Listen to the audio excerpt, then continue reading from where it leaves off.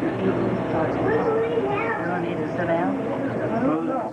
I'm not sure what you need to do down here. I just was going and brought my sleeping bag. Oh. Your pants, okay. Because we need to put mine on there, of course. You don't like to wear it either. You know, brother, did your big cousin help? Thank you. All on, and everything's all right, we'll go for it. Your horse?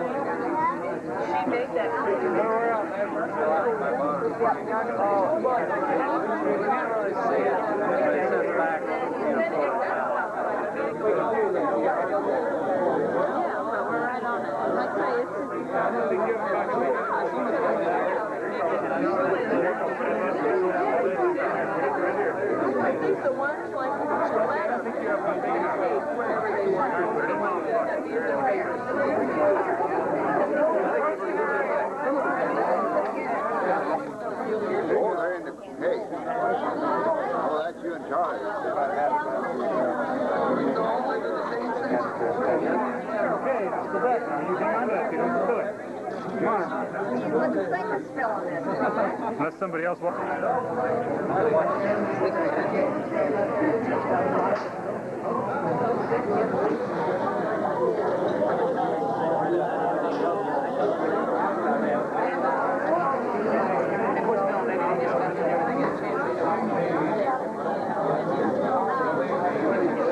We're going to go around and videotape each table, and what I'd like to do is please be patient with this, but it's just really important we do this, to videotape the tables. And so if you would, as we go around to your tables, we come to your table, if you would kind of just share with you your relationship to my parents, friend, family member, whoever it may be, and where you're from. Because I really have to share with you the reason why we have to do this is because my memory's terrible. And when I look at this video 5 years from now, I'm liable to forget some of you. I don't want to do that. So I ask you to do this to help me. And so we'll just start at the table, go around and share with them. Then after we finish the videotaping, then we'll cut the cake. Is that right, Mother? Okay. So we'll just start, continue to eat, visit. We'll start at one of the tables, and we'll just work around the whole room, and we want to videotape. Thank you.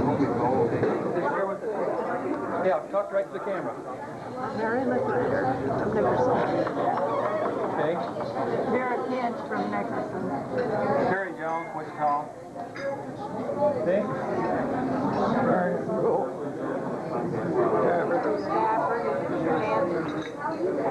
Rita Jones, Wichita. I'm Robert Jones, Nora, my wife Nora, and Amy, Katie, Benjamin, and of course I'm the middle child, Allis and Elgie, and live in McPherson. Okay. Son of Richard Carroll, and from Overwood, Kansas. I'm Rowan Carroll. I'm Allis's brother. I'm from Princeton, and this is my wife Helen. I'm Jay Reed. Carl. And Barbara. This is our daughter Lisa, and this is is my nephew Ian. Son of Elgie and Allis. This is my mother-in-law, Vivian O'Reilly. My wife, Vivi. My son-in-law, Pat O'Reilly. Devin. This is my mother and dad, of course, who we're having a celebration for from Dixon, Kansas. And this is Wayne and Cindy Jones from Kansas City. By the way, Wayne stood up at my wedding with me. Okay? I'd like to introduce Tom and, look up there, Tom. There you go. I'd like to Tom and Dorothy from Oklahoma. And Dorothy's my father's, let me start that in. I'm not very good at this. Notice that? This is my father's sister, okay?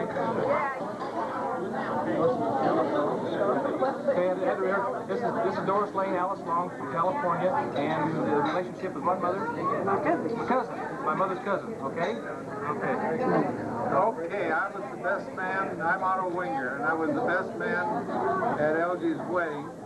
And that's the last time I've ever been a best man. This is my wife, Ellen. We live up in Wisconsin in the summer and down in Florida in the winter.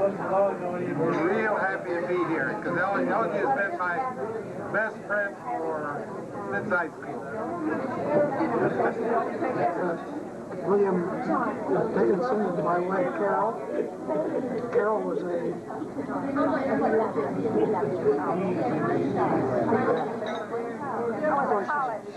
college friend, yes. Okay. I'm Grant Freeman, this is my wife Mary. I've known Elgie, I guess, since we were knee-high to grass. Last year, first time I've seen him since, I don't know, he's been out of my place. I live in Fort Collins, Colorado. He made me volunteer to come tonight, and I'm sure glad I did.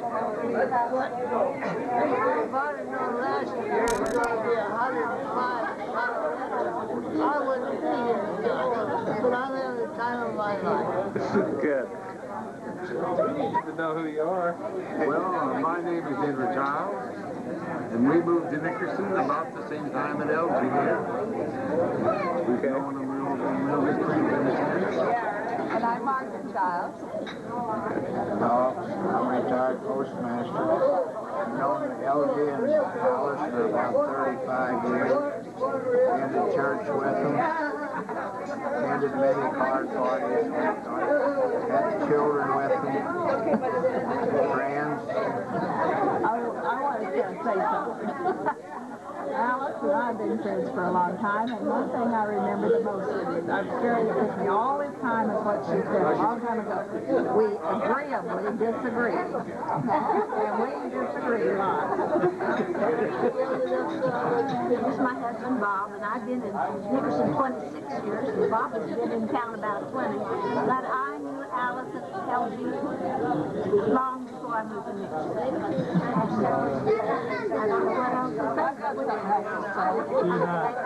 The reason why we disagree a lot is because she's a dyed-in-the-wool Republican and I'm a dyed-in-the-wool Democrat. Okay. You're both Republicans. No disagreement. Jack and Zola McGonigal. We moved to Nickerson. Folks there. Our children went to school together, and we had 3 boys. And of course, Yeah, I'll tell you what you're trying to do. Elgie's had several boys about the same age, and they've lived together some. Even during the week, you know, after school. I think that's I'm Denny Berry from Nickerson. This is my wife, Ruth. And we've known these folks for 40 years. I guess it's pretty close to 40 years. Not only in business, but in as neighbors. we've been, Elgie and I have been friends for so long, and we've been in the Lions Club together just about all that time. Of course, in the Lions Club at that time, we played a little fish after the Lions Club, and all these years, Elgie's been trying to beat me, but he's never beat me yet.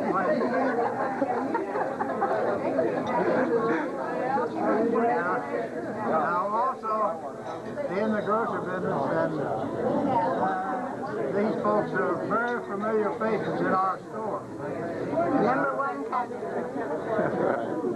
Robert and I knew Elgie before they moved to Nickerson. And then when they moved in, actually the rest of the family. And you remember they brought a black and white pony out of our house, and they loved it. And it's been on the office regularly. And oh, Alice and I have lived together for years, and they're just different. I'm Helen Wells. There's one house between them and us. We've enjoyed them all the time. They've been in Nickerson. Our kids lived together. My husband saw us couldn't be here tonight. He had a fish and chips plan, so he was here also. Red I'm the daughter of Allis and Elgie. We're from Dubuque, Iowa. My husband, Brian, our son, Aaron, and our daughter, Megan. This is Brian's mother, Wanda, raised Axel Hutchinson, Kansas. This is Brian's brother, Stan, raised Axel Solomon, Kansas. And his wife, Kathy. And their sons, Keith and Kyle. Okay. We're jealous of David Richardson. We've been friends. We can't remember how long. I'm Annie Fuzz to the young children. Sarah couldn't pronounce Phyllis when she was little, so I'm Annie Fuzz. Alice, do you remember when you tried to teach me how to cut up a chicken? She finally gave up. She said, I never learned. I've never tried since. Betty Vincent Castle, and I have known her about 15 years. She was my Avon lady, and I look forward to her visits. She always was so nice and came and visited with me. She was one of the first ladies that really visited with me in Nickerson, and we would say we were coffee buddies too. We'd go up to the restaurant, go up to get our mail, and then we'd go have coffee and make it at the house. I've been telling her regularly. This is Howard Rampenthal. Phyllis and I were friends for a long time. Our kids went to school together. Carrie and my daughter Janet was in the same grade. And I coffee with her and sat around with her. Okay. You ready? I'm Peggy Strickler. You get people and you have children in school. And she had boys and she had a girl and boys, and I had a boy. That's the way I see Alice. She's our birthday. I've enjoyed the Alice. Start. Fact we don't know. Oh, Josh Jones, Wichita, Kansas. Amber Jones, Wichita, Kansas. Okay. I'm Hazel Jones from Wichita, Kansas.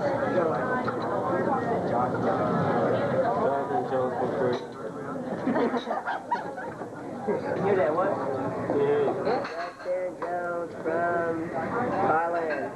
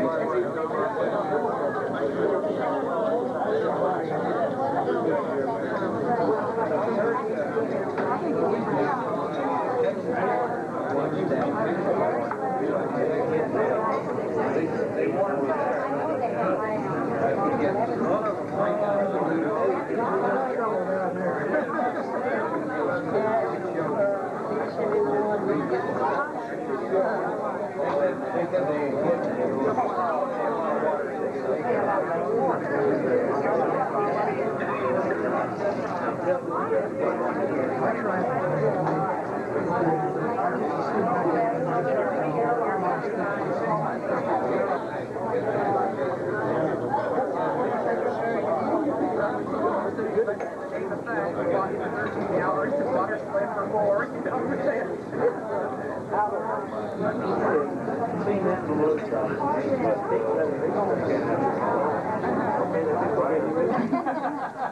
don't want that to be on my shoulder.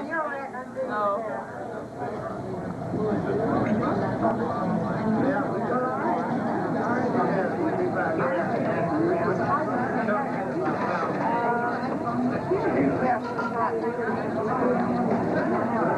I got you throw a pop a little bit. Just put it on it.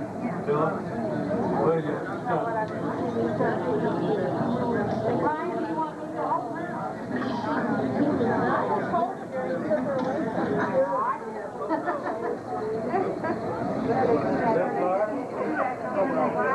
You didn't get that, did you? What did I miss?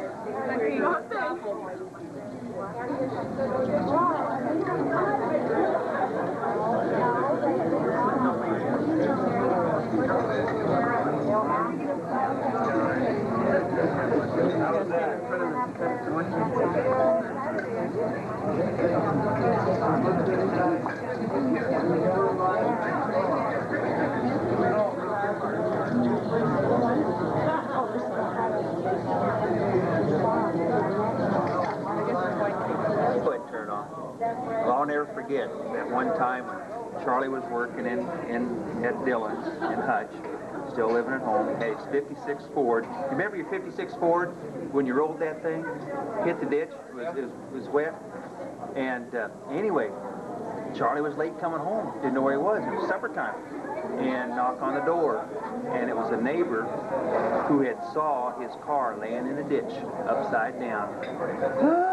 Dad was on the road, he wasn't home, and so I think Terry or I had our car, and we knew he'd been taken to the hospital, so we jumped in the car, and we're driving in on old 96, going into the blacktop, going into Hutch, and there it was, his two-door hardtop, 56 Victoria Ford, mint condition, flattened down, upside down. All you could see was the four tires and the bottom of the car.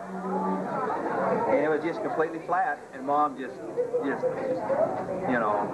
started crying right there. You know, boy, you're driving in, you know, and it was still wet. It rained. And we got to the hospital, and he had a concussion. He was still out, unconscious, but he was okay. Well, what had happened was he was passing a car.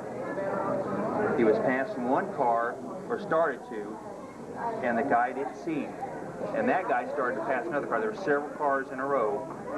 And so he started to pass, and he didn't honk his horn. Or I don't even know if he had his blinker on, but the other guy passed it and caught his front bumper and flipped him in the ditch. And the highway patrolman said that if it hadn't been wet, it would have probably been much worse. The car just skidded upside down. Hit the ditch and just skidded. But I'll never forget that feeling, you know, here somebody comes up to the door and says, hey, your brother, you know, is in the hospital. And we really didn't realize how bad it was, but when we drove by and saw that car in the ditch, and all you could see was the upside down wheels. Oh, that was a crazy feeling. And I'll never forget when you came to our door and told us that he was asking for Barbara. Do you remember that? That same wreck? Did we go to... Yeah, you came to our house. Okay, we went to your house to take her to the hospital, too. I forgot that. He was asking for Barbara. Wow, that was... Robert came to our house and told us. That's right. She was at a church meeting. That's right. Brought her back to the hospital. He's got it all right. Yeah, right. Yeah. Good job. Charlie always had to have the car clean. I don't mean to pick on Charlie's stories, but he always had that thing spotless. Well, Sarah's cat had a bad habit of walking on a clean car and leaving paw prints. Oh, he gets mad at that cat, and he's going to threaten to kill that cat, and Sarah go into tears. Charlie's going to kill the cat. Mom says, no, he's not. No, he's not. He's not going to kill your cat. And one time that, I don't know what it was, but Charlie somebody got mud in the back carpet of his car, you know, on the floor, you know. Well, he washed it out. Well, he got a spotlight, or, you know, a heating lamp. His dad raised chickens, and he had one of these real high voltage heating lamps. And he was going to dry it out so it didn't mildew or something, you know, his carpet.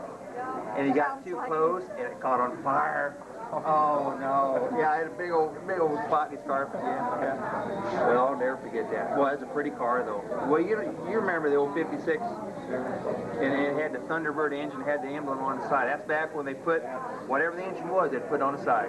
Oh yeah.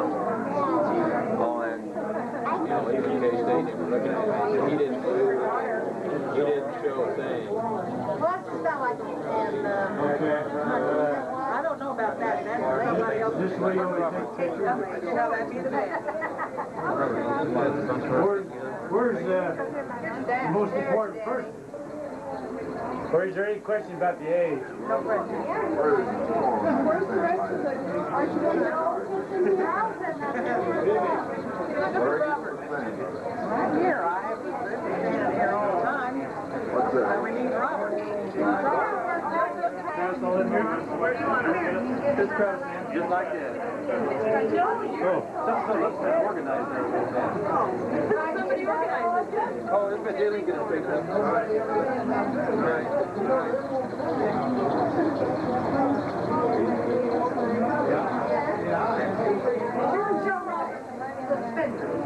Am I in your way?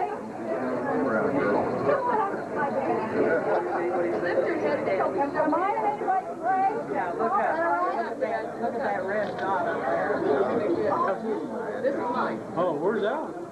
Are you? Do you have Alan? No. I think we're on. You want to? Did you take yours?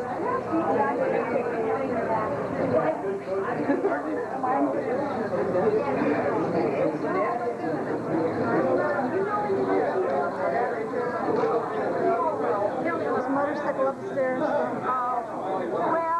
Tom had been driving it up the stairs, and he found out that it didn't go real well up the stairs. That was the same. He rode his motorcycle for the storm cellars in Hutchinson. He liked to do that too. He was kind of ornery on his motorcycle. He broke his leg on his motorcycle a couple of times running in the mailboxes and things like that. He rode it up upstairs?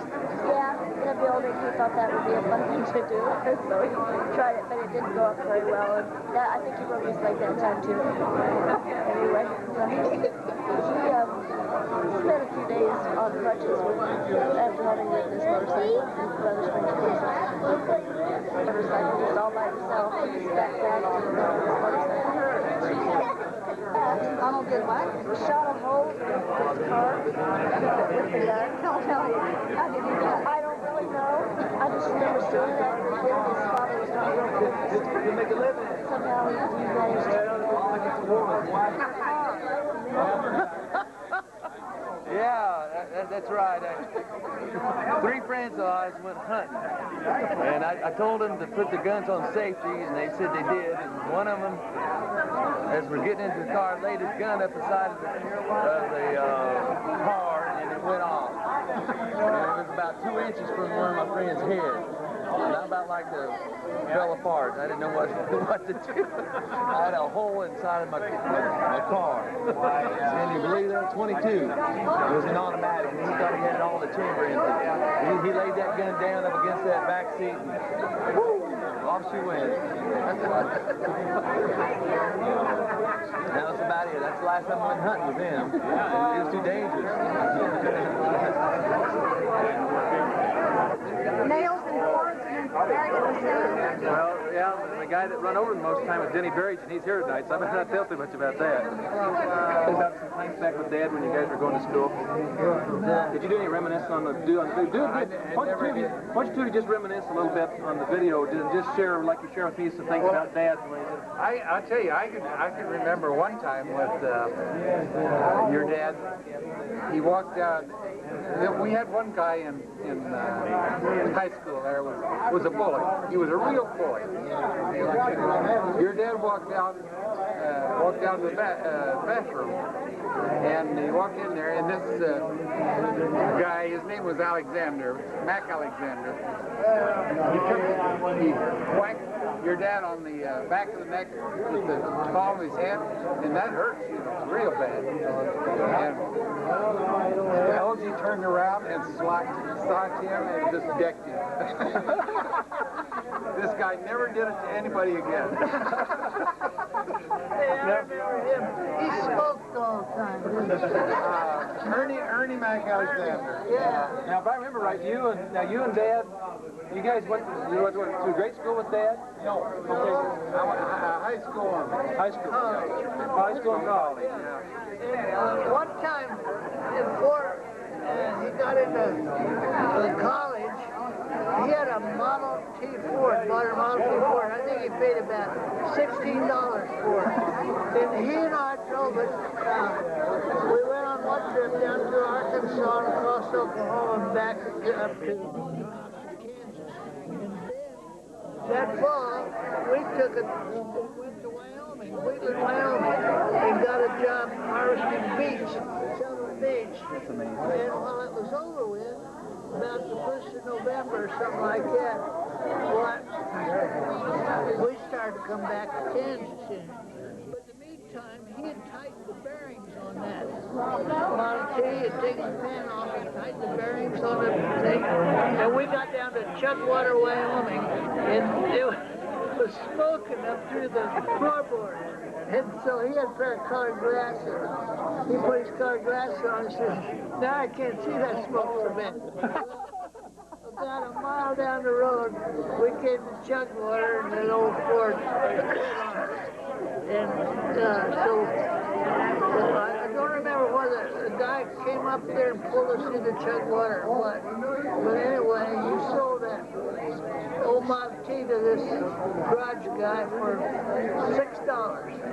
And then he and I took all of our belongings, and this guy gave us a tarpaulin he had there, and put them all together, took them down to the railroad station, checked them back to Kansas, and he and I hitchhiked back to Colorado.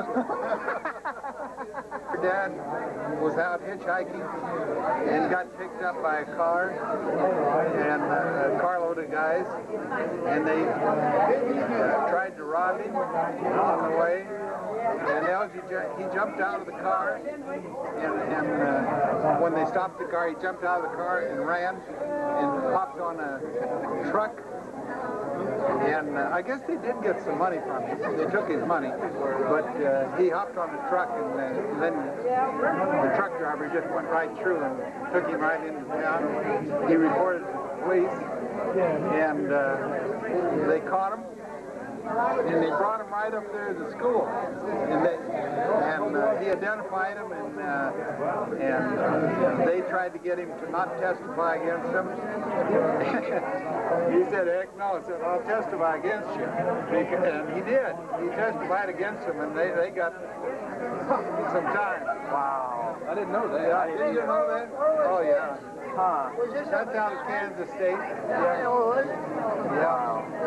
So you guys went to high school together and Kansas State together? Okay. Yeah. Then after Kansas State, you went into. I went into selling. Well, I was in Bureau entomology for a little while. Oh, I went into hospital for 3 years, and then I was Bureau entomology for a while. I was county agent a short time, and then I went with Sherwin-Williams Company selling agricultural chemicals, and then they went out of the business, and I went with Uniroyal, and Uniroyal stayed in the business until I retired anyway, and that's where I ended up my career. And you went into Service.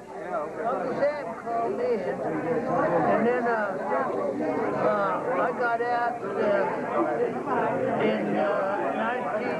Bye, Robert. Oh, right. Okay. And then I bought this resort up in Colorado, Oregon. And I ran that 12 years, and I retired completely. And now I live down in Fort Collins. And Elgie and Allis were out there in my place last year. And that's how it happened to be here tonight. That's great. So Sure. I didn't know it was going to be 105 degrees out there. 26 years. When the kids doing something with balls. Yeah, I remember that.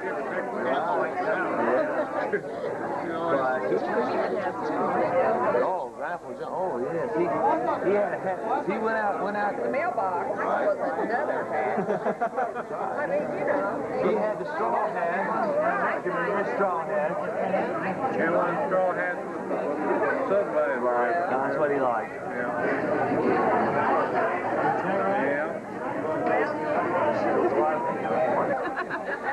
Family vacation he went on, I didn't go. Anyone I went on, he didn't go on.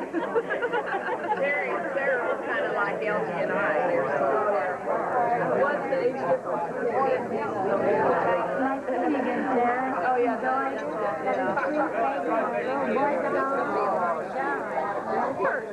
Oh, 25 years of service? Beach aircraft. How many more to go? 20. 20?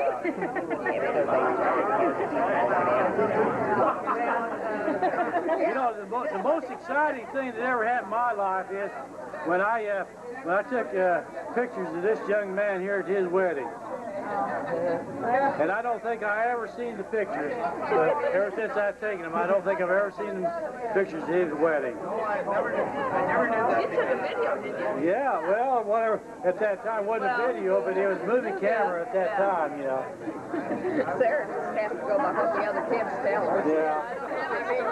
Of course, video,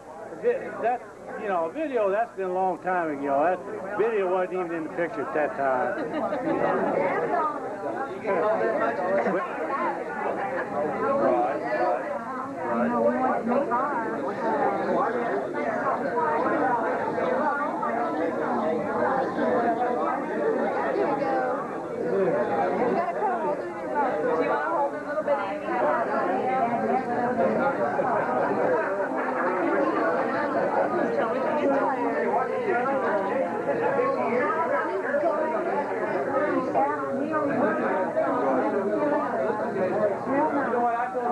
Oh, Harry gets easy. She's got me already. I don't fool with them. She got the story about when I shot my car. All these women, when You'll she see takes that on off, the front page of the paper.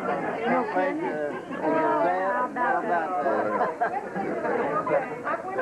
how about Skunks coming out of there. I'm getting too old. You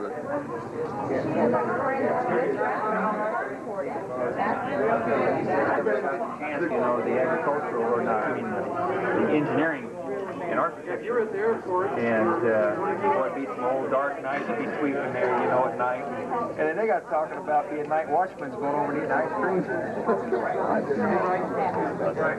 Didn't you really? Well, of course, were you ever night watchman? I think you're long enough for real. I won't deny that. Everybody at 1905, what was the address? 509, 501 North College. Mrs. Fry, Fry's out. all of us guys that worked for the custodian department ate ice cream while we were there. Sound like quite a bit of ice cream to me. Well, it was. I think I better call the campus Monday morning. I had the best Sundays I ever had in my life because I made them myself. Well, you know, some of the best tasting ice cream is when you kind of get it that way, you know. When you got to go out and pay for it, it's a little different. Yeah, that makes it taste even better. You guys all being recorded. Don't turn this into the college. Yeah, turned into college. Oh, I'm sure they probably wouldn't be the first time they've heard of some of their former night watchmen. All the people that had anything to do at that time were dead now, so they couldn't do anything to us. Well, that's all right. Anyway, we're all lying.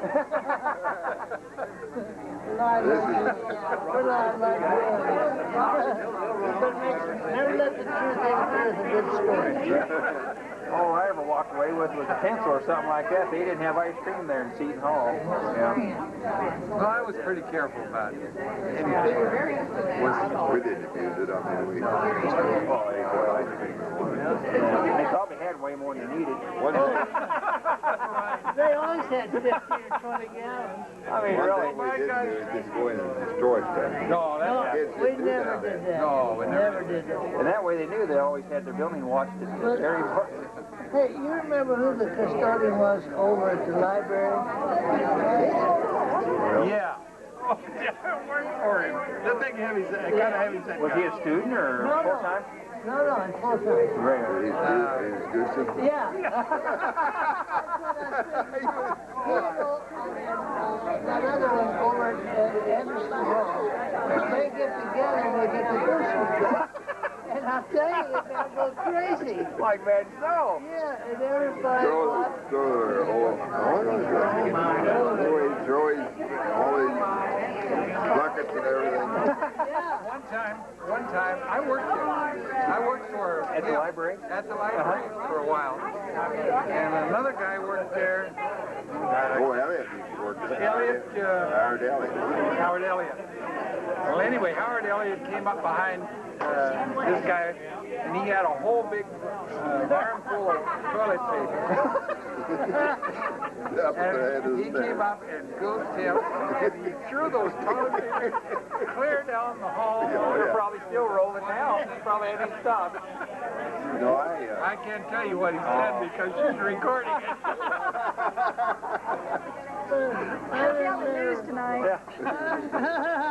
Well, you know, I've walked through those halls at old library, and there's some spooky dark corners in there, you know. It'd be easy to come up behind somebody. You never know they're there. but Harry, Yeah. Morris, or something like that. Harry Morris? Morris. Harry Morris. Yeah. Yeah, Harry Morris. Howard real Goosey is. Boy, hey, you know that Howard Elliot? Yeah. Well, I knew it. Well, he's the guy that did this. He's the guy that did this with The toilet paper. Oh, gee.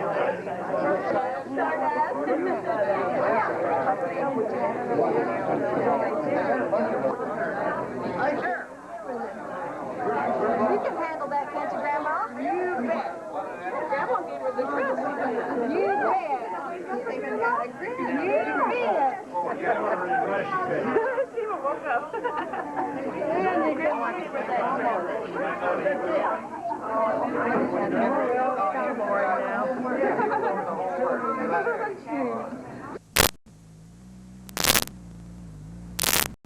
Okay, so we're doing... I've used it. I think I printed that. Yeah. Thank you, Doris Elaine. Goodness, how lovely. Thank you. Okay. Wind it up.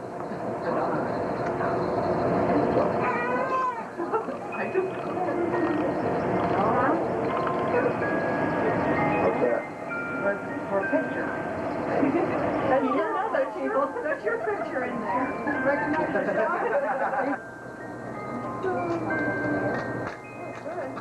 I came down to change my room.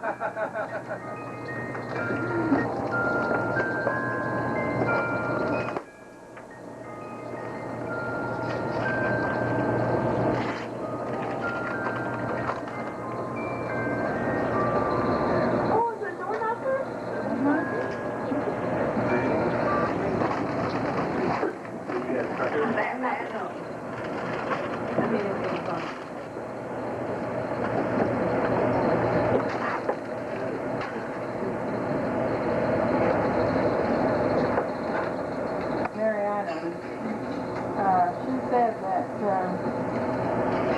Grant made it.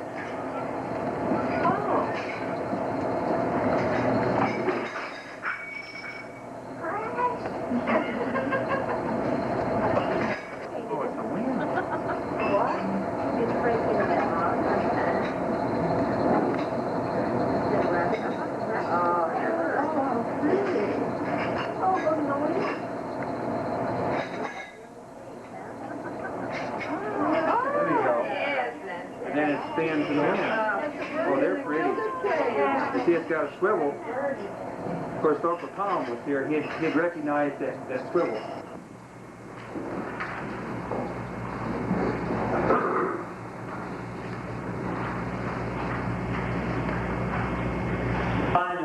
grace of God through our Lord Jesus Christ. Through that grace we become partakers and heirs of righteousness and of eternal life. Those who receive this sacrament of baptism are, from this point on, marked as Christian disciples and initiated into fellowship with the Holy Church. You'll recall that Jesus himself gave a very special place to children when on one occasion they were gathered around him and also a crowd of adults, and the adults did their best to kind of shove the children into the background. But Jesus said, "Let them come unto me, for to such belongs the kingdom of heaven." As you come here and presenting this child for holy baptism, do you confess your faith in our Lord and Savior Jesus Christ? Do you therefore accept as your privilege and duty to live before this child a life that becomes the gospel, to exercise all godly care that she be brought up in the Christian faith, be taught the Holy Scriptures, and be given a chance to participate in worship both in private and in public? Will you then endeavor to keep this child in the ministry and guidance of the church until she, by the power of God, shall accept for herself the gift of salvation and be confirmed as a full and responsible member of the church?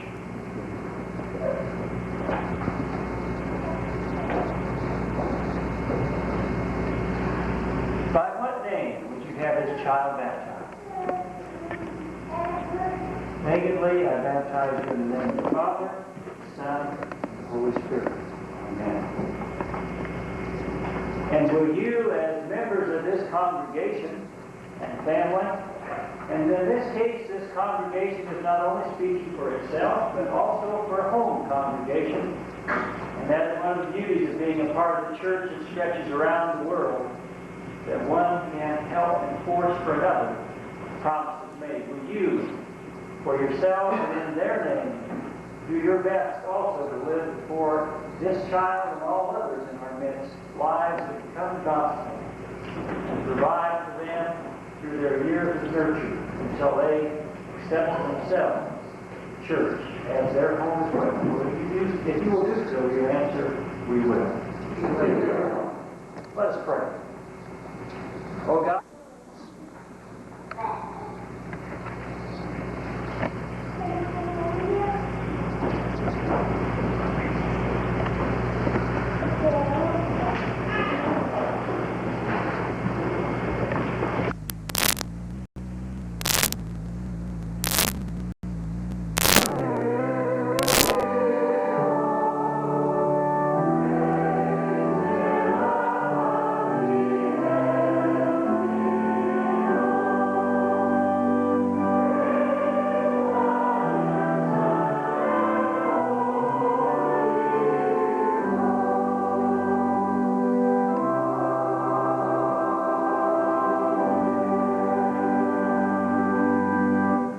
Join in the dedication of our offering. Oh God, we want to be more than just exist. We want to be like a candle in a dark room, our lives making a difference in the world. But we need your love to kindle the flame, and even then it is frail, sometimes burns low. We need the fire of the Holy Spirit to keep the gifts of our lives shining, and to bless the gifts we now place on the altar. Amen. On her out there. Did you get her? Hey, Dad, get back here at the three of you for a minute. I gotta get a hand. Take off my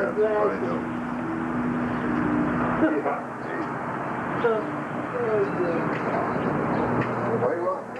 Just sit down there like you were. Come here, Alice. We're going to have your picture. Okay. Okay. You're all good inside. Oh. He wouldn't come out. Well, you haven't got hair. I'll get over it. Go on. Oh, we want to snug her up. She might be a Norwegian. Oh, that's just the very matter. Sit down there, Dad. Might be. Sit down there. Okay, we're ready. Cheese, martini, and all that sort of stuff. Yeah, room. Okay. Everybody took the picture already. They made a mistake. We weren't ready. Are you taken? Yeah. I didn't know. It doesn't look. It doesn't show there. I can't see that little red dot. Over there.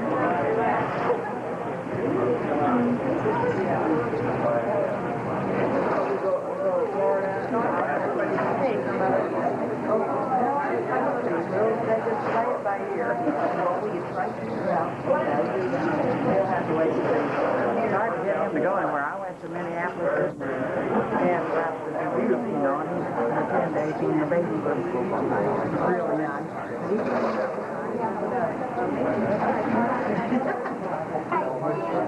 Well, I better get out of the way.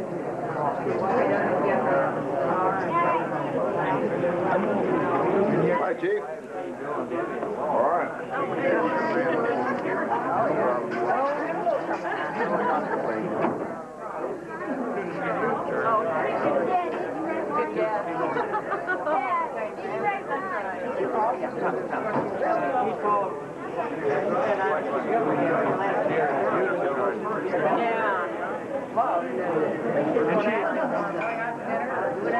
She insists on the raised bed.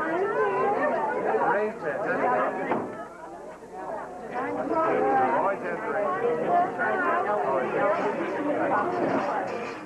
He goes back every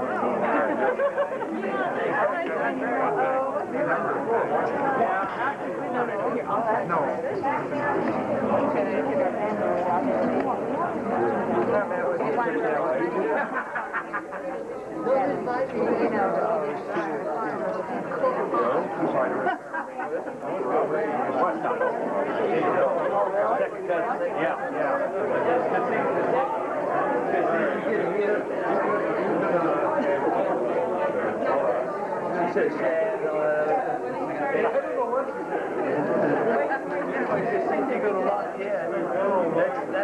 That's not really like Road Bridge Church Point.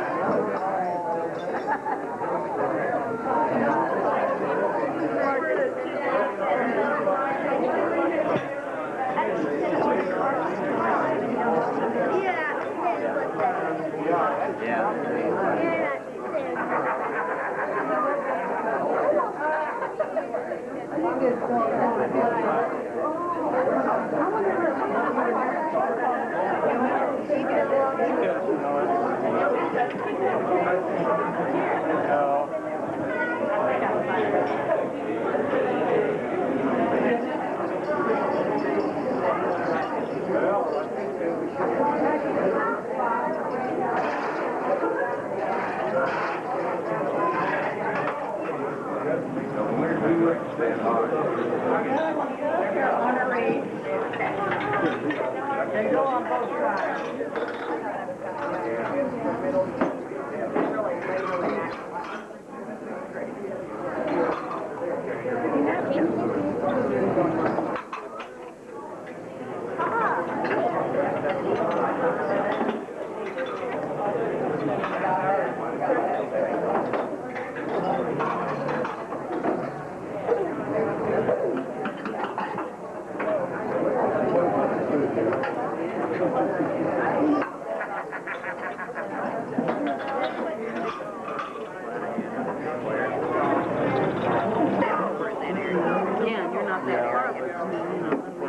Sir, what would you like to drink?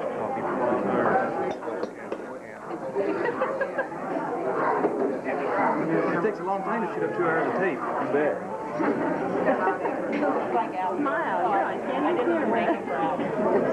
Don't do that while I'm eating. But she was the best teacher I ever met. Because she taught those kids to be We have in our church, the First Baptist Church, we have 8 recordings.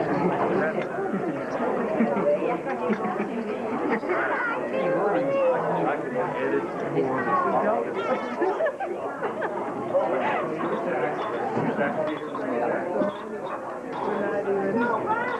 Doing anything except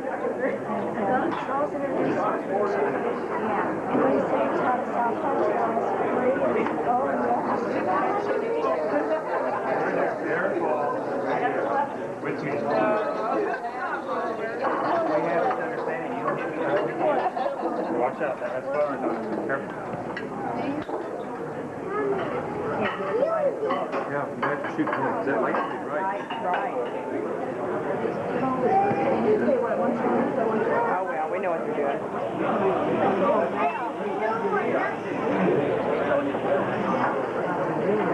Oh, thank you. Should I open these other places? I went through it, Alice. Alice gave me my jewelry. She outfitted me when I got here.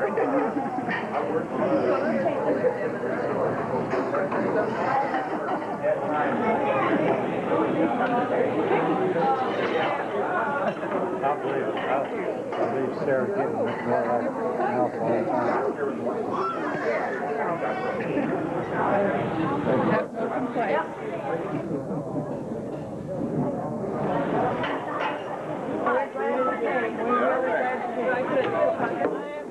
I knew it was going to be 105 in Colorado. I would. Yeah. Right there where it's hang out on the well, okay. Oh, Elgie says, okay, then we're coming. And listen, stay with us. Oh, all right, all right. That's the way it is. I've got that rule. All right. We'll be in touch. Bye-bye. Share a nice home with us. You stay for a year. All right.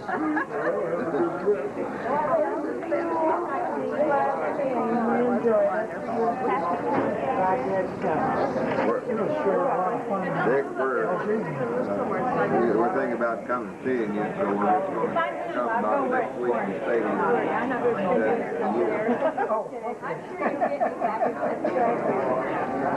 Bring the food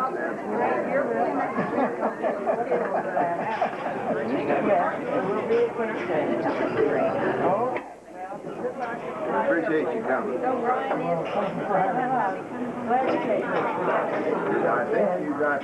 think you got looks on your room.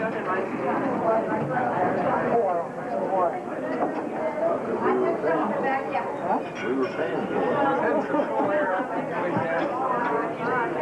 The goal or war?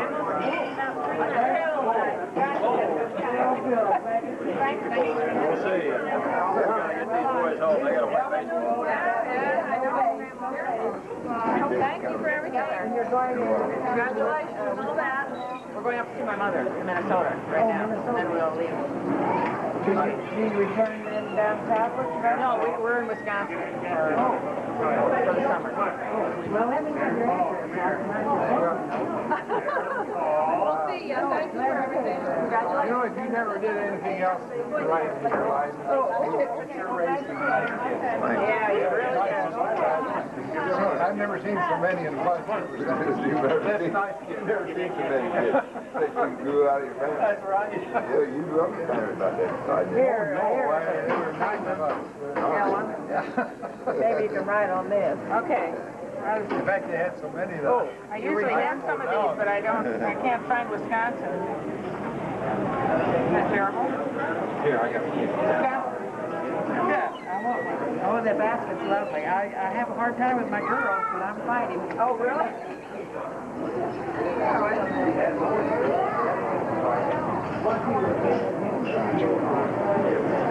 So you're going to be all Florida, too. No, I won't. I was just trying to get a clean one.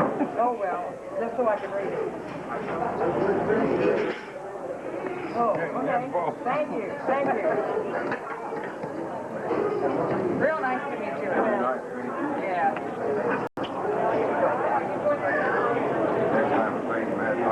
Well, I will know that it's the Jones house. I didn't get to kiss you.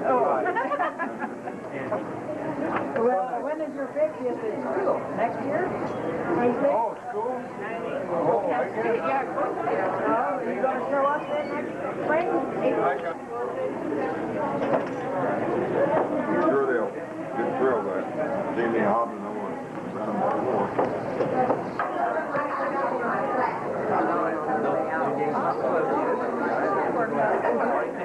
Well, you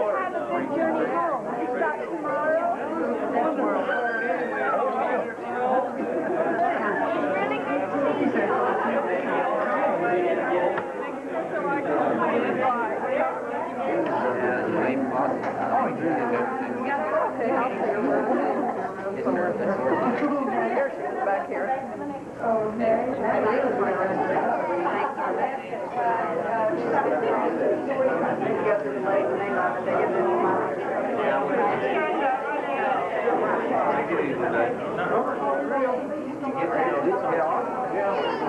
Like I say, get ready to head off to the west, but I guess you'll be heading off in the east.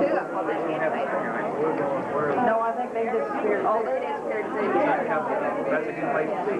Tom, you heading off too? You right there. Enjoyed it. Wayne enjoyed it, every bit of it. Nice seeing you. You take care of yourself. Dorothy, take care of yourself. Good. Oh, will do, will do.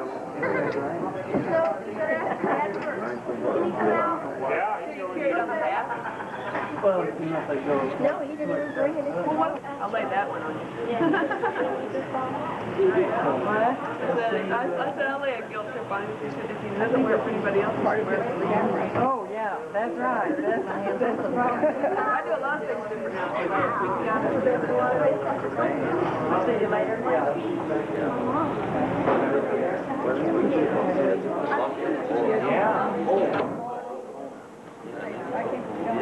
Yeah, your dad was that he was interested in this whole we did share with us. We lost that.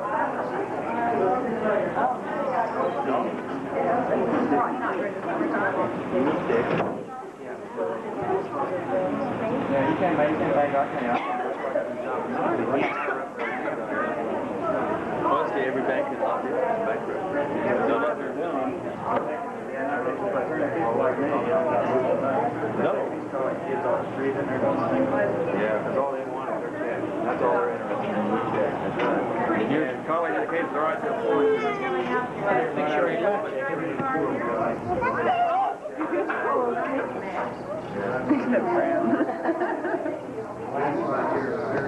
Ready? Good idea. Because I don't respect Well, no. I want to see his picture. We've got to put some like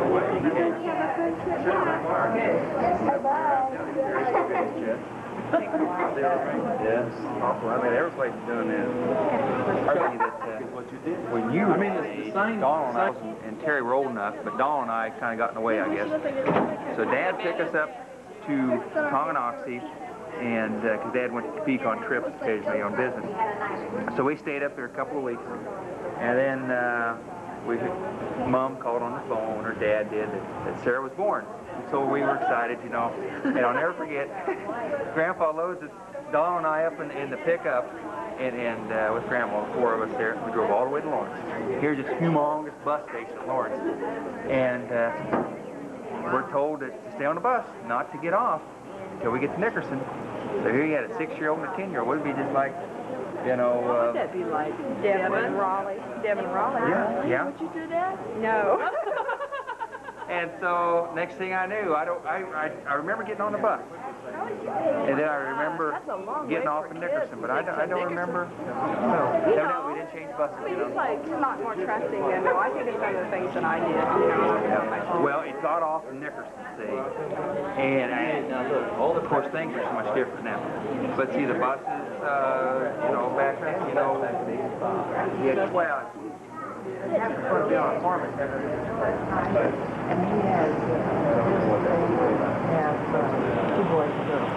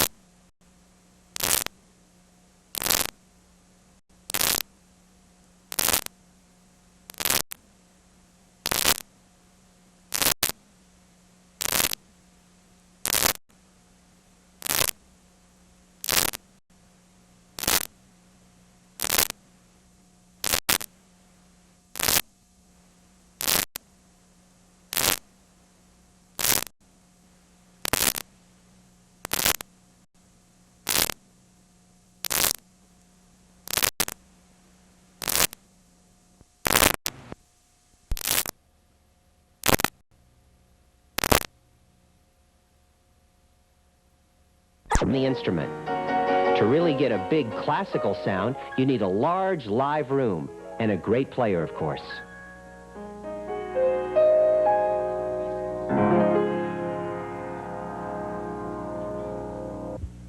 We've seen that each instrument requires a different miking approach, but there are some general principles that apply to all situations.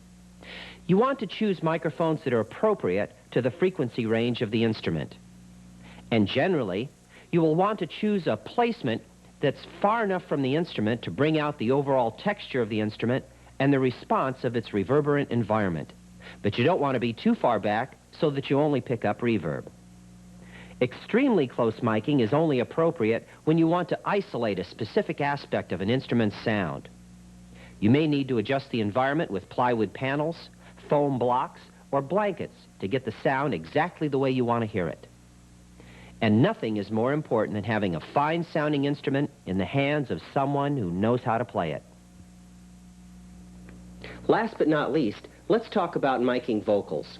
Usually you want to place the mic a foot or so in front of the singer. Some singers, they love to have their lips right up against the mic.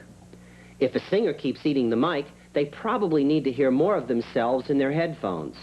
If they keep stepping back, they probably are hearing too much. In fact, if they're moving around at all, calm them down and put an X on the floor to mark the spot. For background vocals, I'll often have two voices singing into a single bidirectional microphone. For more than two voices, an omni pattern is best.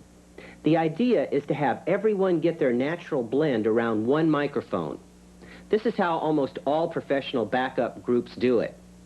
Using separate mics and mixing them together doesn't really cut it. It doesn't really get the blend. Usually the background vocalists will take off one headphone so they can hear everyone else and themselves better. Then it's easy. Thems that are loud steps back and thems that are quiet moves up. Get a box for thems that are too short and put a rug under everybody else. Also, have the toe tappers remove their shoes and all rattling jewelry gets taken off.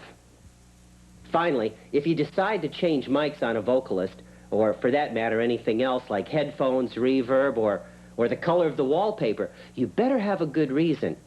Because if the magic is flowing, you don't want to tinker with its influence. Singers who have been at it a great long while tend to become comfortable with a certain type of mic, and that's what they want to hear. I recall putting up one of these old magical microphones up in front of a singer many years ago. After he listened to playback, he said, "No, that's just not me." So he went digging around in a big box of cords and power supplies and so on, and after a few minutes he came up with this funky old microphone that looked like it had been run over by a truck. We plugged it in, and he gave us all. That was his sound.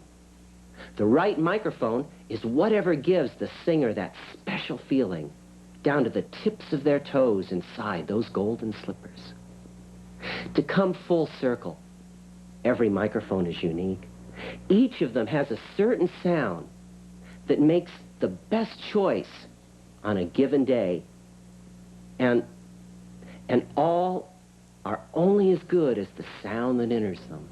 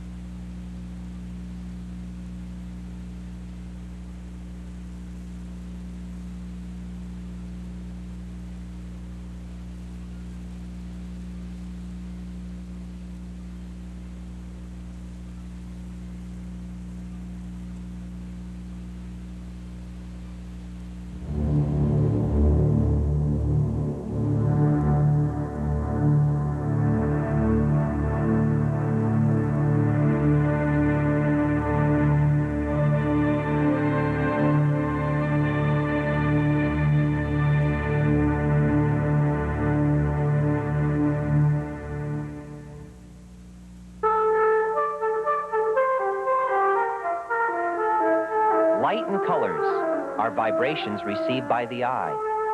Sound is vibration received by the ear or by a microphone. The recording process is very much like painting. The palette with which we have to work is the whole world of musical and non-musical sounds. Microphones are the brushes with which we gather these vibrations. This program explores ways to alter the hues of sound colors, add texture, depth, and contrast to the picture that we're painting for our mind's ear.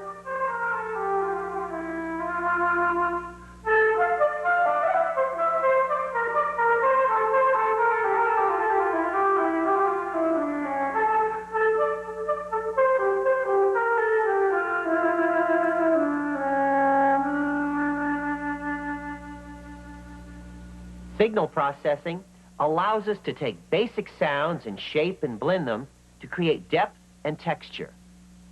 Signal processing is sculpturing sound in space. In Madison Avenue terms, it's the secret sauce of music and sound mixing. In fact, if there's any single thing that makes a master recording different from a demo, it's the creative use of the right signal processing. There are 4 basic building blocks to signal processing. Each block represents many different types of devices, and each modifies the sound differently. The 4 basic blocks are equalizers, variable gain amplifiers, delays, and reverb devices. In most cases, a certain sound is created by connecting together 2 or more of the blocks in a certain way. By manipulating and altering the basic building blocks of sound sculpture, you're able to create the textural depths and subtleties which contribute to a master quality recording. Equalization and variable gain are inline devices which work best when all the signal passes through them. Or put another way, the only signal which is heard is the one that is passing through the processor. Delay and reverb should be added to the direct signal as sidechain effects. The output of the unaffected direct signal is blended with the output of the processor. Equalization is basically a tone control. By filtering or enhancing different frequency ranges, equalization can change the timbre of a sound. It can enhance or diminish any of the overtones that a sound might have, such as harmonics and subharmonics. It changes the hues of the colors. Variable gain amplifiers, or VGAs, modify the dynamic range of the loud to soft of a sound. VGAs include limiters, compressors, noise gates, and expanders. They can make a loud sound less loud, or they can make unwanted quiet sounds disappear. They can reduce the attack of a sound and accelerate its decay, or they can increase the attack of a sound and make it more percussive. VGAs alter the density of the sound and affect the contrast of the affected color. Delay devices store sound for a certain amount of time. Delay alters time and creates reflection. Delay can change time relationships, provide thickness, reinforce notes, or create phase cancellation. It can also expand or contract real time through time modulation. Reverb devices create space. They create the illusion of a room by replicating the way sound would bounce and reverberate in a real interior space. Reverb brings sound to life. It gives the impression of power, adds drama, size, and depth. In recent years, it's become possible to make master quality recording in Lilliputian home studios. Probably the most significant factor in this revolution has been the emergence in 1978 of digital signal processing, and then the proliferation of sophisticated low-cost signal processing devices. Really, they are computer-controlled magic black boxes that let each programming magician bring their own sound vision to life. All of these devices do their magic by shaping and manipulating audio signals. But before we start to explore those possibilities, let's review the nature of an audio signal and how it's created.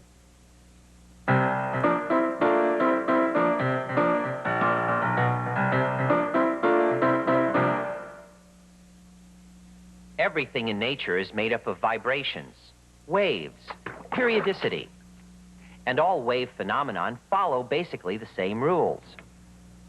As waves move out from their point of origin, their energy is dissipated. When they strike something, they reflect and cause interference with subsequent waves.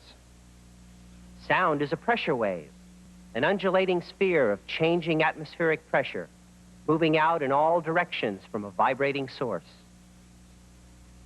If some point is described as a relaxed, neutral position, a wave will have a positive excursion or compression of the atmosphere and a negative excursion or rarefaction of the atmosphere.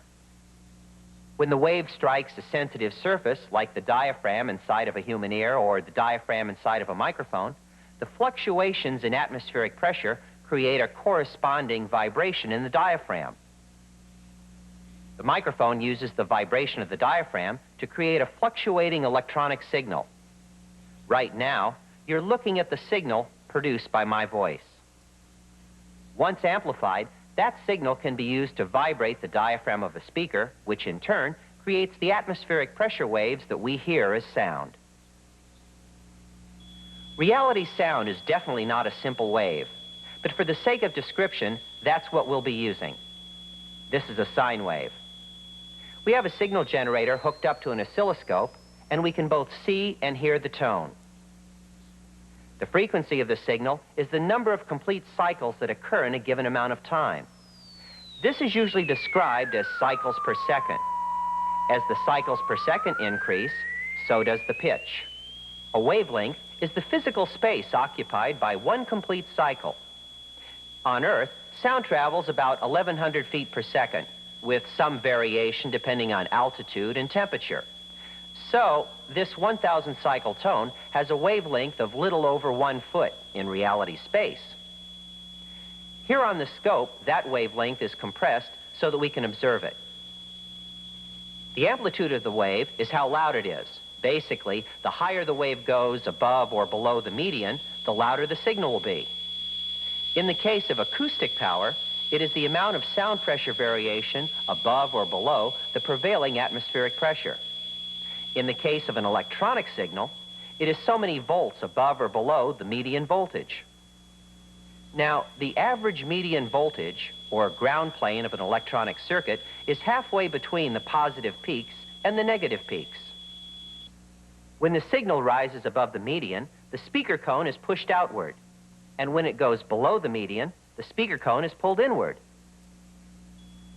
Zero level is a point which the designers of a system, for instance a console or tape recorder, have chosen as the average maximum operating level of the system, though allowances have been made for occasional signals of greater magnitude.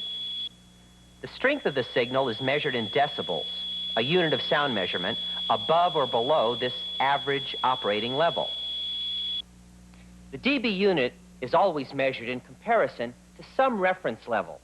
For instance, 0 dB SPL, sound pressure level, is the threshold of hearing for the average person. A loud rock band will be between 100 and 125 dB SPL, and the studio that we're in is at about 10 dB SPL.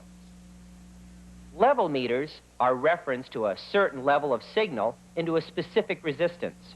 The most common average operating levels are minus 10 dB or plus 4 dB. In correctly designed contemporary equipment, a minus 10 system will provide equal quality to a plus 4 system. Headroom is the dynamic range between the average operating level of a system and the level at which severe distortion will take place. Clipping is what happens when the loudest peaks of the signal bump against the ceiling of the amplifier. The peaks are flattened or distorted. Remember that any change in the signal as it goes through the amplifier or through the signal processing devices could be considered distortion. Good distortion, that's when you like it. Bad distortion, oh, that's when you don't. Because one man's music, well, it's another man's noise.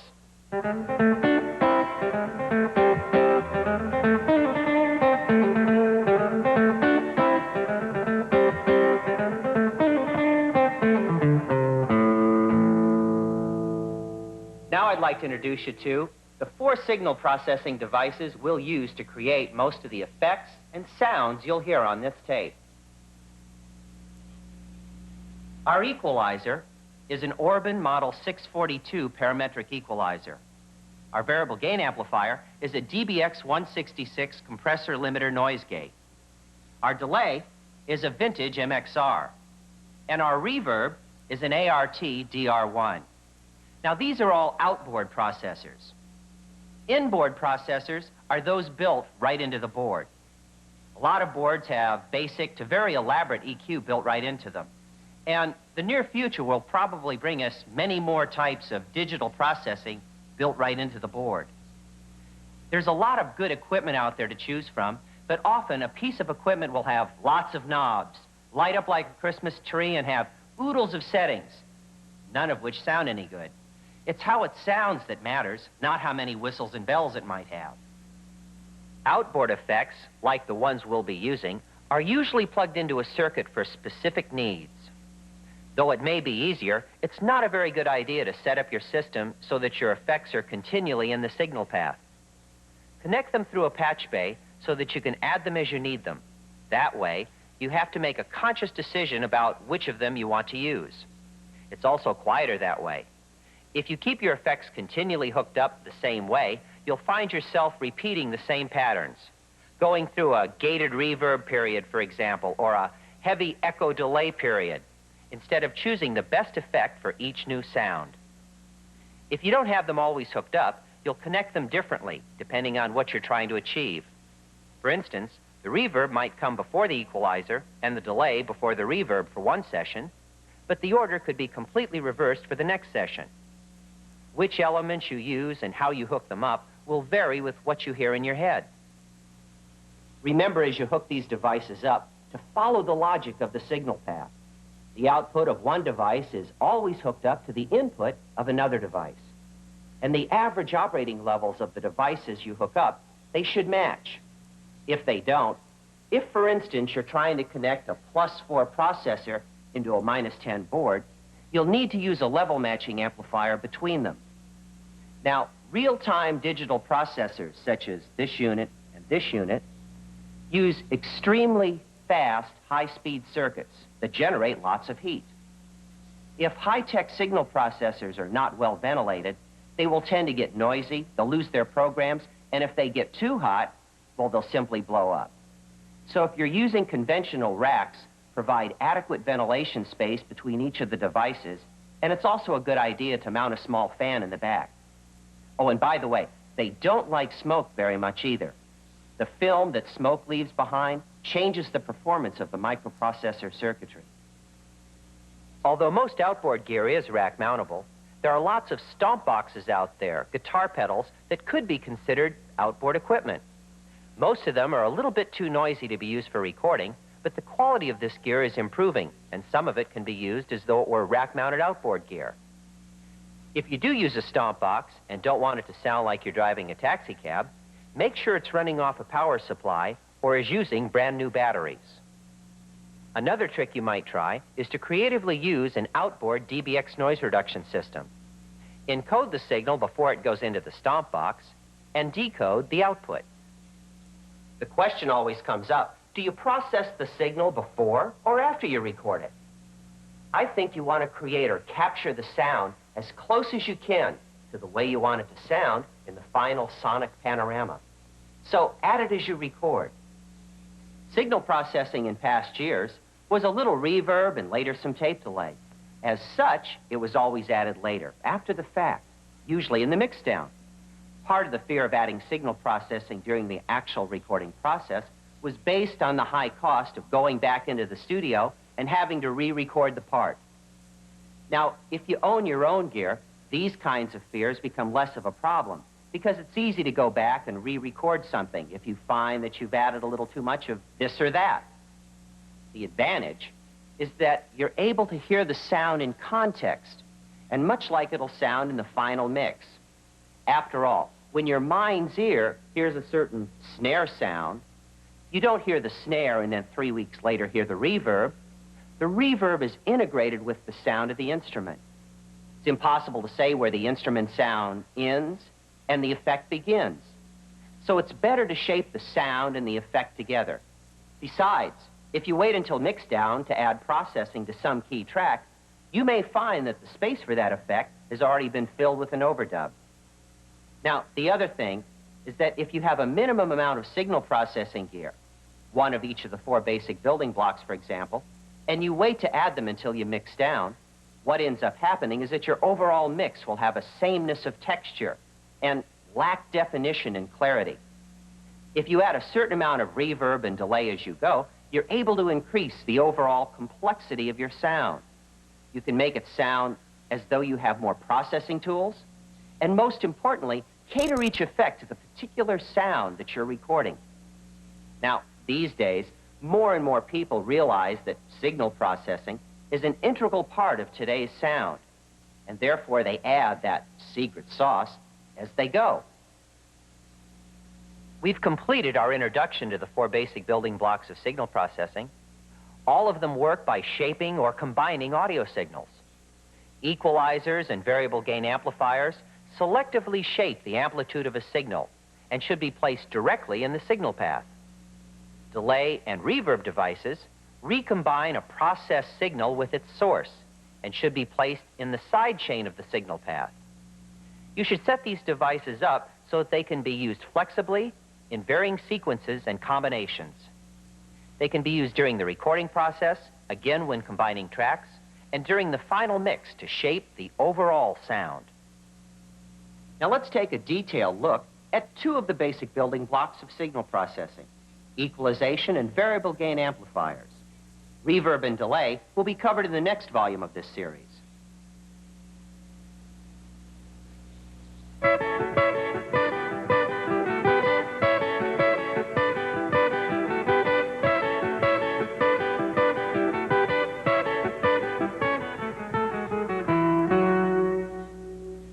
To EQ or not to EQ? Now, that's a question. I've heard someone say on more than one occasion, "Oh, I don't record with EQ," or "I never use EQ." Well, that's nonsense. Even if the board has no EQ, the instrument or its amplifier has some adjusting tone control. The studio acoustics change the tone, so does the type of microphone as well as the board's amplifier designs. And the recorder has EQ. And the speakers, well, they have EQ too. So does the room you're listening in. On top of all that, our ears are definitely not flat. Their response changes under different loudnesses and conditions, both acoustic and physical. So don't be afraid to use EQ when needed. One of the biggest problems most people have when they're working with an equalizer is that they'll boost the high frequency to get more clarity. But boosting the highs doesn't really solve the problem of why a sound is muddy, or remove the low-end rumble. You know, the woo that exists in most rooms? The way to approach EQ is not solely as an additive process, but also as a subtractive one. When you take away the frequencies which you don't want, all that you're left with is that which you want. Now, that's sort of a Zen approach to recording, but by subtracting what's not essential, you're making room for the essential sounds of the other instruments. Think of EQ in terms of filling a gallon pail of sound. If the bottom of the pail is loaded with a lot of murky rumble on voice tracks or other superfluous sounds from a big bottom acoustic guitar, for instance, you won't have a lot of room for anything else. Use EQ to open space for the essential elements of each overlapping sound texture. For instance, a full-range acoustic guitar will cause the bass guitar to lose distinctness. By rolling off the low end of the guitar, the clarity of the bass will be improved. The guitar may sound somewhat thin by itself, but inside the mix, nothing will seem to be missing. Your brain will fill in the non-essential missing parts, and those instruments that need low frequency will retain their clarity. Another reason to use cut EQ is to avoid emphasizing the inevitable distortion that all equalizers introduce. Equalizers use frequency-dependent phase cancellation to selectively boost or cut a particular frequency range. Depending on how this phase shift is handled, it can seem almost as though the sound passing through the EQ is also being phased or flanged. As you increase the amount of equalization, This effect is accentuated and can be most unpleasant with a poorly designed equalizer.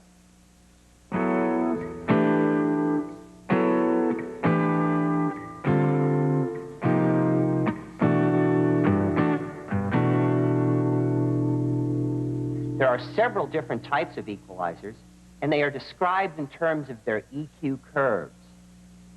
An EQ curve describes the frequency versus loudness pattern of a particular equalizer. EQ curves fall into a few basic groups. Roll-off filters reduce the amplitude of all sounds beyond a selectable frequency point. The amount of reduction increases linearly beyond that point. Low-frequency and high-frequency cut filters, like rumble or hiss filters, usually operate with a roll-off curve. Listen to the change in this broadband sound as we roll off the high end.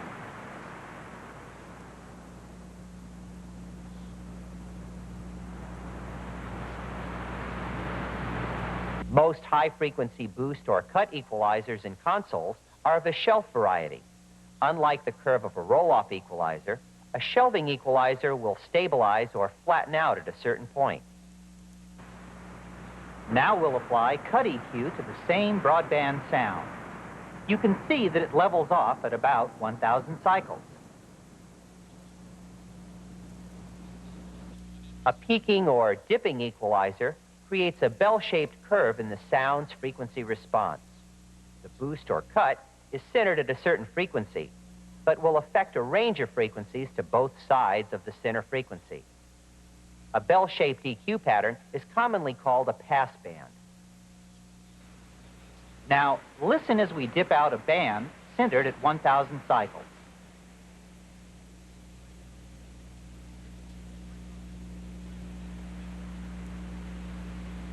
The bandwidth of the pass band is the frequency range at 3 dB above or below the flat response. Bell-shaped curves around the same center frequency can have varying degrees of bandwidth, going from very narrow to very broad. On some EQs, the bandwidth is adjustable, but on most, it's fixed. The relationship of the center frequency to the bandwidth is called Q. For example, in this case, the center frequency is 1,000 cycles.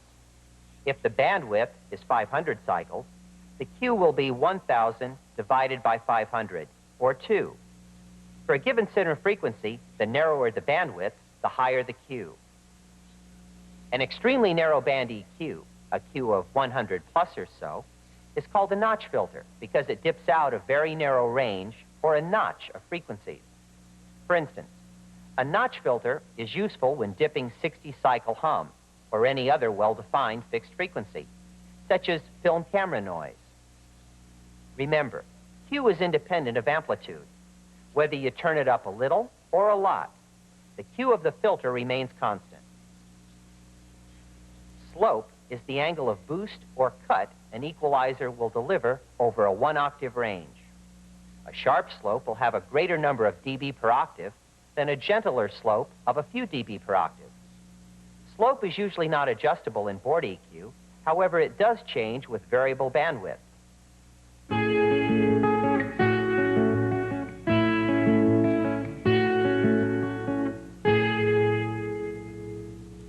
The simplest equalizer has a fixed single frequency, but you can vary the amount of attenuation or boost. Many small boards have simple 2-band equalizers with a few selectable frequencies for each boost or cut control. Graphic equalizers have the ability to boost or cut at specific frequencies. Most of them operate across the complete audio spectrum, but some will encompass a smaller range. Graphic equalizers have a certain number of controls or bands per octave, which means that the frequency intervals between controls is wider as the frequency goes up. Contrary to popular belief, the position of the graphic equalizer controls does not give a true visual indication of the frequency response curve of the EQ. Because each of the bands is, by design, very narrow, in order to selectively control only its range, the frequency response curve will have sharp dips between each of the band control settings. Though the position of the controls might indicate a gentle curve, the electronics are introducing hills and valleys. Graphics tend to be the least usable for recording, but they're very popular for room tuning of PA and studio monitors. I also use them to equalize the signal that I'm sending to a reverb device. I guess in a sense, I'm tuning the room that the reverb represents. Can I tell my joke now? Well, there was this musician. He walks into this music store, goes up to the guy who's selling PA products, says, listen, I got 9 guys in the band and I want to get an equalizer for my PA. The guy says, I'm sorry, buddy, you'll have to get another player. All we have is 10 band equalizers.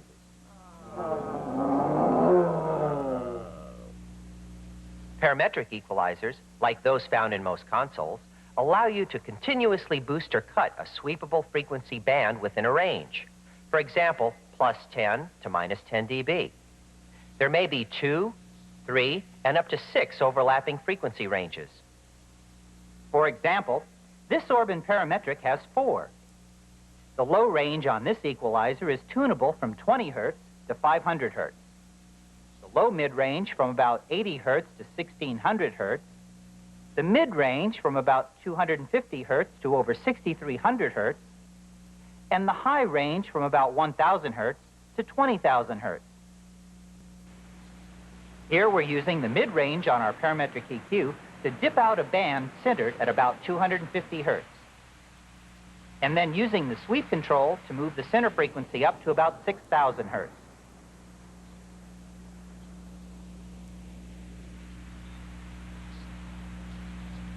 Many equalizers, such as this one, use concentric controls for each range. The Orban has the knobs that control the boost or cut sitting on top of the ones that control the amount of bandwidth, or Q. A true parametric equalizer also has an adjustable bandwidth, or Q, for each of its frequency ranges. Many console equalizers lack this adjustment and really should be called pseudo-parametric. We've seen that there are several basic types of EQ curves: roll-off EQ, shelf EQ, and peak and dip EQ, defined in terms of bandwidth and variable Q. We've also looked at several basic types of equalizer devices: the fixed frequency equalizer, the graphic equalizer, and the parametric equalizer. And we've examined the importance of using EQ subtractively to open up space for the essential elements of each overlapping sound.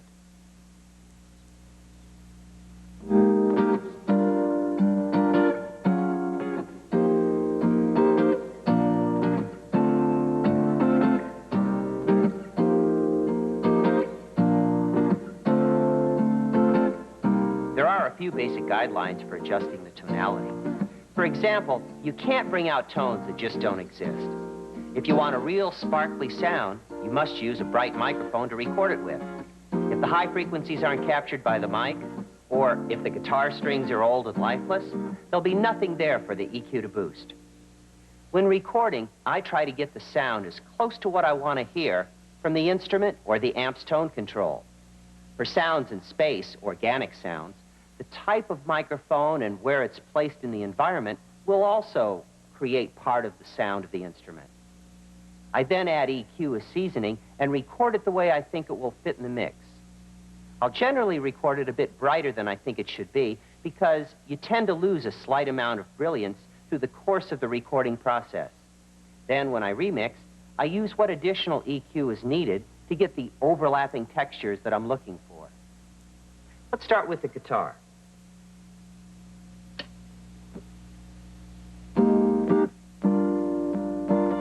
Generally, you'll want to begin EQing the low end of each sound and work toward the high end of that sound. One of the biggest problems with recording at home is low-end rumble caused by air conditioning, external noise, and structural vibration. Always roll off the non-essential low end. Generally, that's 60 Hertz and below.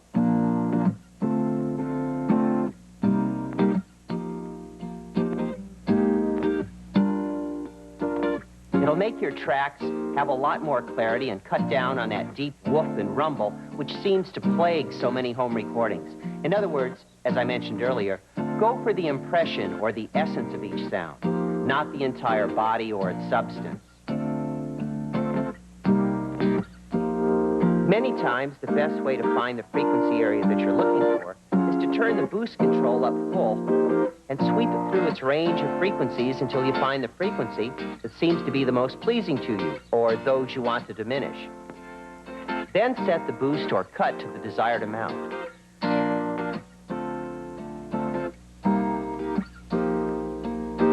In many cases, when you find the frequency that is most appealing to you, you'll find that it's in what we call the presence range, which extends between 1,500 and 5,000 cycles. If you emphasize that range with a lot of EQ, your mix will sound very mid-rangey and won't seem to have the broadband clarity and richness that you're looking for. So what I often do is find the fundamental tone that I prefer, then move the frequency of the equalizer up slightly. This brings out the basic tone, as well as the upper harmonics and overtone colors of the sound. For example, if the frequency I like best is around 4,000 cycles, I'll bring the frequency setting of the equalizer up to 5,000 or 5,500 cycles. The result will be a fuller texture with more clarity. It'll also make the sound seem to be less electronic. It's important to bring out an instrument's overtones when you're mixing, because it's generally the overtones and harmonics which give that instrument its particular unique coloration and definition. Always be sure that you're making the sound better, not just different or louder. Take the EQ in and out and listen to the difference. Try to establish a comparison or reference so you know what the EQ is doing.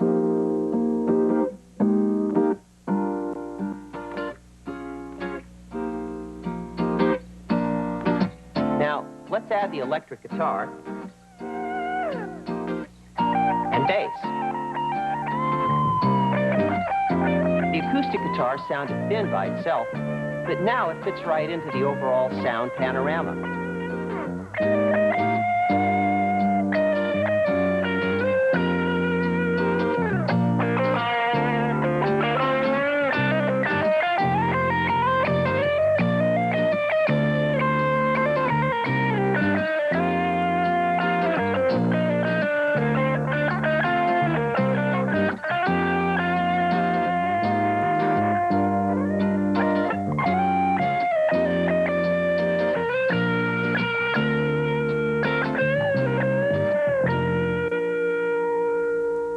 We've looked at a few basic guidelines for adjusting tonality.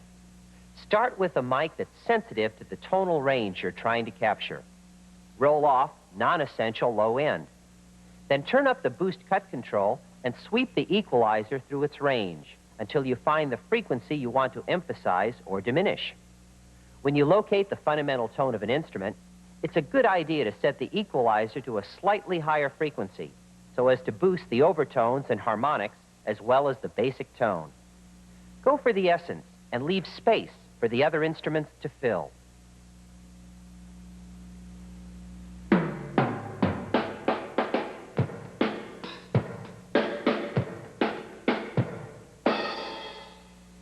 As soon as you are using more than one microphone at a time, you've got to be aware that the EQ on a mic affects the EQ of any and all the instruments that mic picks up. Let's use drums, for example. I've heard of people who go into the studio and they solo the snare, and they spend hours getting a sound on the snare mic. That's a waste of time, because as soon as you turn on the overhead microphones and all the other drum mics, the overall sound of the snare will change, because these mics are also picking up varying amounts of snare. Always work with equalization in total rather than in isolation. For instance, on a hi-hat, I tend to roll off everything below 1,000 cycles and boost highs like crazy above 10,000 cycles. I do this because I'm using very little of the hi-hat microphone per se. Since the overheads pick up plenty of hi-hat, all I want from the hi-hat microphone is that really close, percussive sound that comes from the stick impact. The close mic provides specific direction, attack, clarity, and definition, while the overhead provides the overall sound of the hi-hat as it relates to the rest of the drums. The hi-hat microphone all by itself might sound extremely thin, but within the overall mix of the entire set, it will sound correct, unclouded, and vibrant.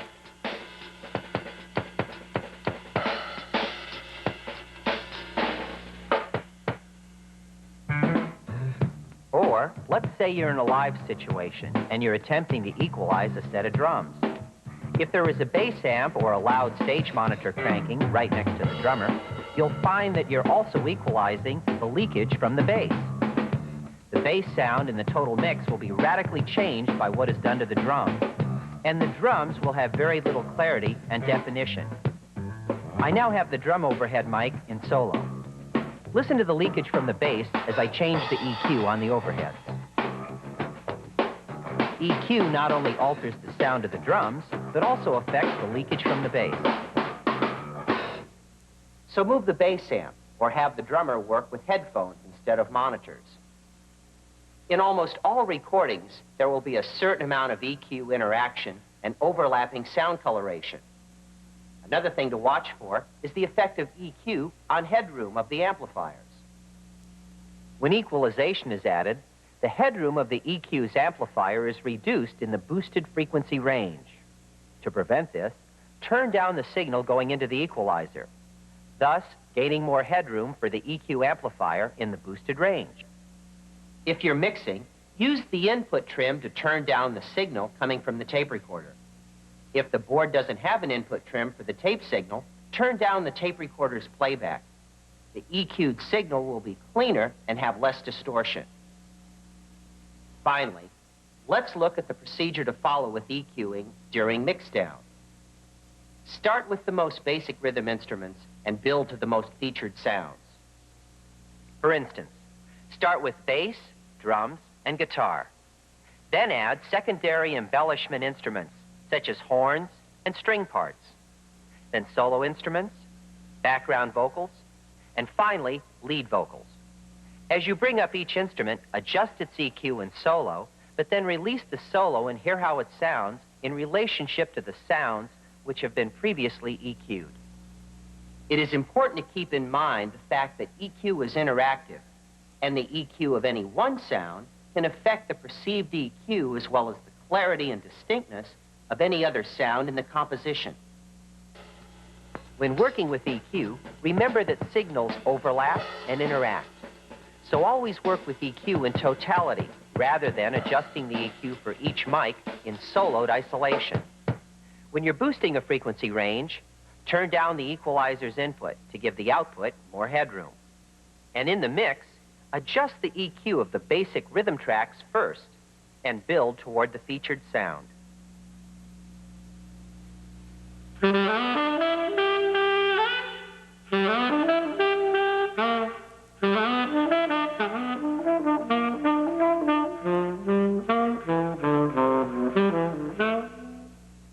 Variable gain amplifiers alter the dynamic range of an instrument, voice, or other sound.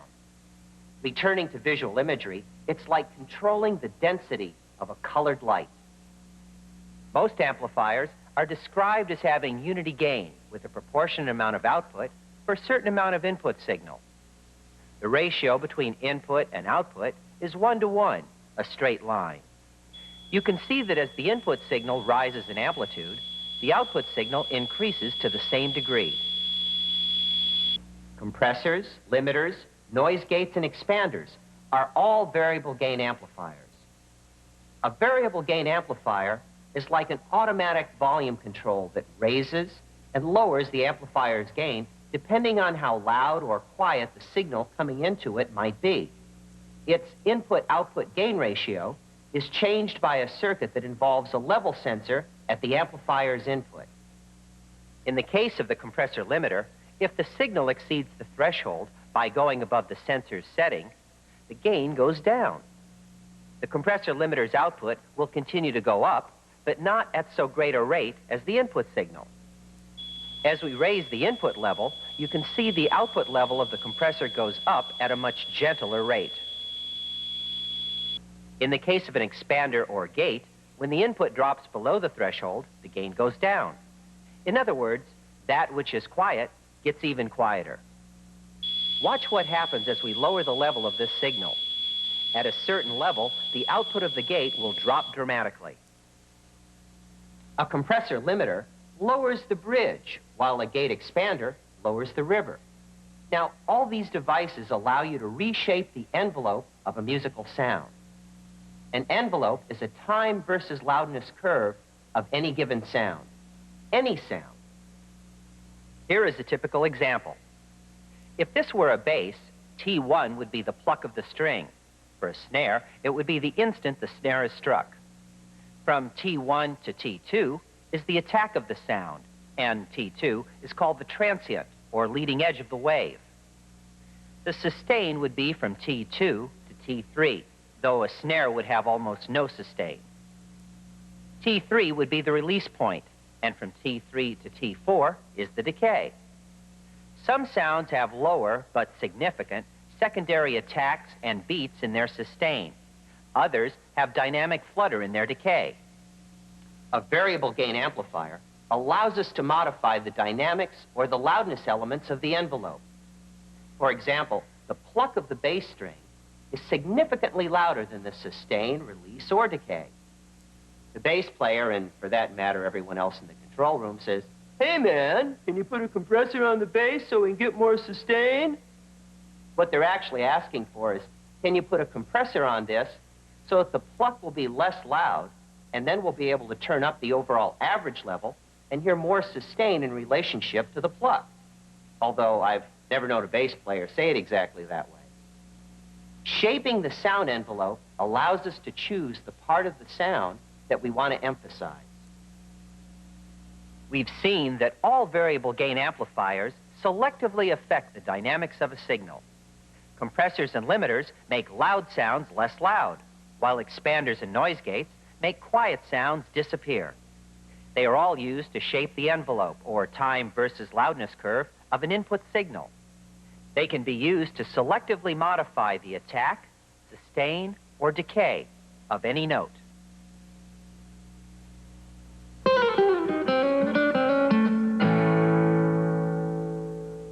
In working with a compressor, you shape the sound envelope by adjusting several variables. The sensitivity of the device, the point at which gain reduction occurs, is controlled by adjusting the input or threshold control. When the input signal rises above the threshold, gain is reduced. The threshold pivot point on the input versus output curve is called the knee. The second factor that will determine the amount of gain reduction is the ratio. Ratio defines the severity of the dynamic change which will occur when the signal exceeds the threshold. Let's say the signal goes above the threshold by 2 dB. If the output goes up by 1 dB, that's a ratio of 2 to 1. That's fairly gentle. The output does go up, but not at quite so great a rate as the input signal. A compressor's ratio can go from 2 to 1 to about 6 or 7 to 1. At a ratio of around 8 or 10 to 1, the device becomes more of a limiter than a compressor. Basically, the difference between a compressor and a limiter is that compressors have gentler ratios, while limiters have more severe ratios. Generally, for music recording, you won't use limiting ratios because you don't want to severely restrict the dynamics. You just want to compress them some. Ratios of 50 to 1 or 100 to 1 are used for such things as PAs, to prevent speakers from being overdriven and blown out. The actual amount of gain reduction on a compressor is determined by the combination of ratio and threshold setting. If the ratio and the threshold are set high, only the very loudest peaks will be affected.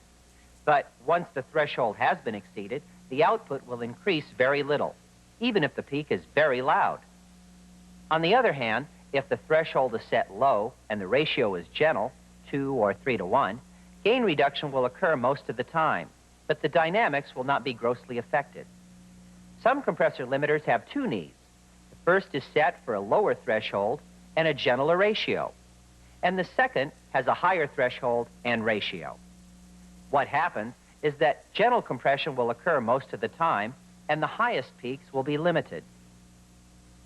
A few small compressor limiters, called over-easies, have variable knees that gradually increase the ratio as the signal rises above the threshold. Basically, the louder the input signal above the threshold, the higher the ratio of gain reduction. One of the more popular over-easies has 1 input, 1 output, and 1 slider that says more. That's my kind of outboard gear. Simple. One more variable. For many VGAs, there is a limit to how much compression or limiting you can have. This limit defines the range of the device. Once the compressor reaches that amount of reduction, the output will increase at the same rate as the input level until the rest of the circuit runs out of headroom and clips. For an example of using a compressor, let's look in more detail at that bass player who wanted more sustain